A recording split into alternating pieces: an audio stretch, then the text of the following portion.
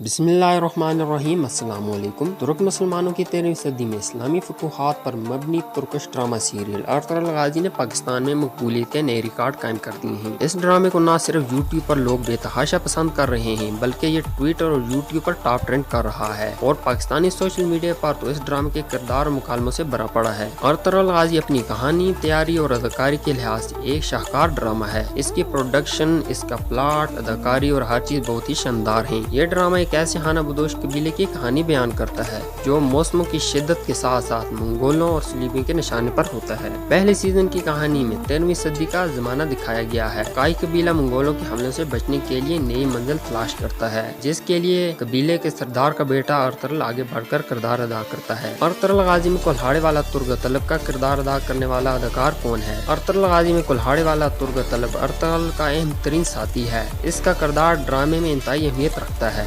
तुर्क तलब का किरदार अर्तुगरुल के बहुत ही करीबी साथी का है, जिसे अदाकार जंगेज जोशगुन ने अदा किया, जो 29 अप्रैल 1982 को इस्तांबुल में पैदा हुए। 2008 में तालीम मुकम्मल की, मगर मॉडलिंग दौरान तालीम ही शुरू कर दी थी। मॉडलिंग में तो खुसूसी मकाम हासिल किया ही, साथ दुनिया के पुरकशिश मर्दों के मुकाबले में चौथे नंबर पर एजाज हासिल किया।